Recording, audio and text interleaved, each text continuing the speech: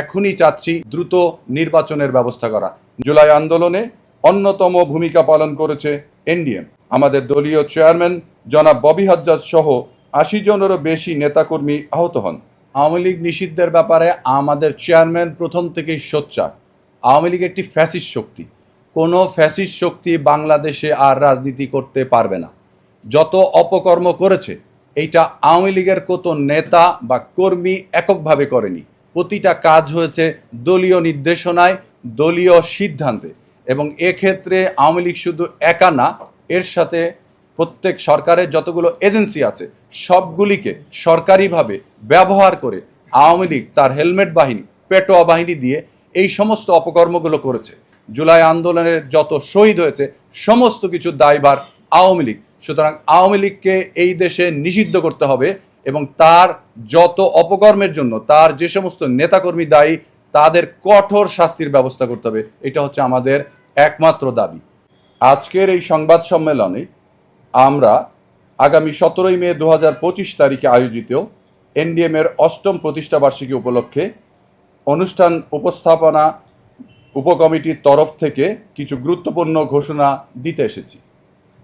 বন্ধুগণ, আগামী শনিবার ১৭ই মে ২০২৫ রাজধানীর লেকশোর হোটেল গুলশানে জাতীয়তাবাদী গণতান্ত্রিক আন্দোলন এনডিএমের ৮ম প্রতিষ্ঠাবার্ষিকী হতে যাচ্ছে। এই অনুষ্ঠানে প্রধান অতিথি হিসেবে উপস্থিত থাকবেন বিএনপির মাননীয় ভারপ্রাপ্ত চেয়ারম্যান জনাব তারেক রহমান এবং সভাপতিত্ব করবেন এনডিএমের চেয়ারম্যান জনাব ববি হাজ্জাজ।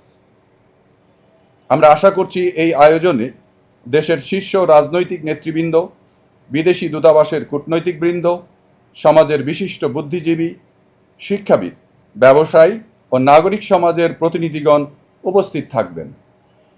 এই ঐতিহাসিক আয়োজনে আপনাদের উপস্থিতি ও সহায়তা আমাদের কাছে অত্যন্ত মূল্যবান। এই প্রতিষ্ঠাবার্ষিকীতে আমরা জুলাই বিপ্লবের শহীদদের শ্রদ্ধাভরে স্মরণ করব এবং আহত যোদ্ধাদের পাশে দাঁড়ানোর অঙ্গীকার পুনর্ব্যক্ত করব। জুলাই আন্দোলনে অন্যতম ভূমিকা পালন করেছে এনডিএম। আমাদের দলীয় চেয়ারম্যান জনাব ববি হাজ্জাজ সহ ৮০ জনেরও বেশি নেতাকর্মী আহত হন। অনেকেই গুরুতরভাবে আহত হন, কেউ কেউ গ্রেফতার এবং নির্যাতনের শিকার হন। তাদের সেই আত্মত্যাগের স্বীকৃতিস্বরূপ ১৭ই মে আয়োজিত অনুষ্ঠানে আমরা আহত যোদ্ধাদের অর্থ ও চিকিৎসা সহায়তা প্রদান করব। আমরা বিশ্বাস করি যে জুলাই ছিল আমাদের সকলের আন্দোলন এবং এর বীরেরা আমাদের জাতীয় গর্ব।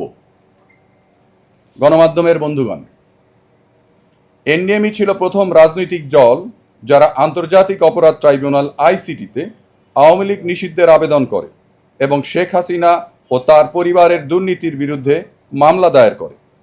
বিশেষভাবে উল্লেখযোগ্য, রূপপুর পারমাণবিক প্রকল্পে দুর্নীতির বিরুদ্ধে দায়ের করা মামলার আন্তর্জাতিক প্রতিক্রিয়ায় শেখ হাসিনার ভাতিজি ব্রিটিশ এমপি টিউলিপ সিদ্দিক তার মন্ত্রিত্ব হারান। এটি ছিল একটি দৃষ্টান্তমূলক পদক্ষেপ যা প্রমাণ করে সত্য ও সাহস নিয়ে এগোলে স্বৈরাচারী দুর্নীতির মুখোশ খুলে দেওয়া সম্ভব। এই আইনি লড়াই ছিল সুশাসনের পক্ষে এবং ইতিহাসে তা স্বর্ণাক্ষরে লেখা থাকবে। সাংবাদিক বন্ধুগণ, প্রতিষ্ঠার শুরু থেকেই এনডিএম ছিল সরকারি নিপীড়নের শিকার। প্রতিটা কর্মসূচি বাধাগ্রস্ত করা হয়েছে। দলীয় কার্যালয় হামলা, নেতাকর্মীদের গ্রেফতার ও হয়রানি করা হয়েছে। তবুও আমাদের মাননীয় চেয়ারম্যান জনাব ববি হাজ্জাজের নেতৃত্বে আমরা ৩০টিরও বেশি জেলা, ২০০রও বেশি উপজেলা জুড়ে সংগঠন গড়েছি। আমাদের চেয়ারম্যান প্রত্যেক এলাকাতেই একাধিকবার সফর করেছেন। আমাদের দলের নিবন্ধন অর্জন করতে হয়েছে রীতিমতো আইনি ও রাজনৈতিক যুদ্ধ করে, কিন্তু আমরা সফল হয়েছি। আমরা আমাদের মাধ্যমে দেশবাসীকে জানাতে চাই, এনডিএম কোনো সাময়িক রাজনৈতিক উদ্যোগ নয়, এটি একটি জাতীয় দায়বদ্ধতা থেকে গড়ে ওঠা সংগ্রামী রাজনৈতিক শক্তি। আমার প্রিয় গণবান্ধবের বন্ধুগণ, এই ১৭ মে আমরা শুধু ৮ বছর পূর্তির উৎসব করব না, আমরা দেশের জন্য একটি নতুন দিক নির্দেশনার সূচনা করব। আমাদের এই অনুষ্ঠানে আমরা আহত জুলাই যোদ্ধাদের সহায়তা প্রদান করব। গণমাধ্যমের সামনে আমাদের ভবিষ্যৎ রূপরেখা ও সংস্কার পরিকল্পনা উপস্থাপন করব। চলমান রাজনৈতিক ঐক্য গঠনের চেষ্টার অগ্রগতি জানাব।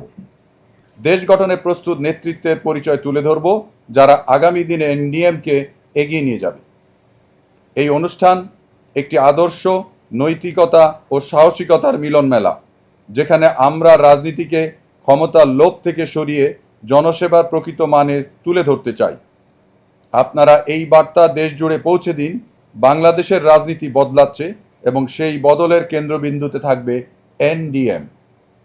প্রিয় সাংবাদিক বন্ধুগণ, আজকের সংবাদ সম্মেলনের মাধ্যমে আমরা কেবল একটি অনুষ্ঠানের ঘোষণা দিচ্ছি না, আমরা একটি জাতীয় বিবেকের পুনর্জাগরণ শুরু করছি।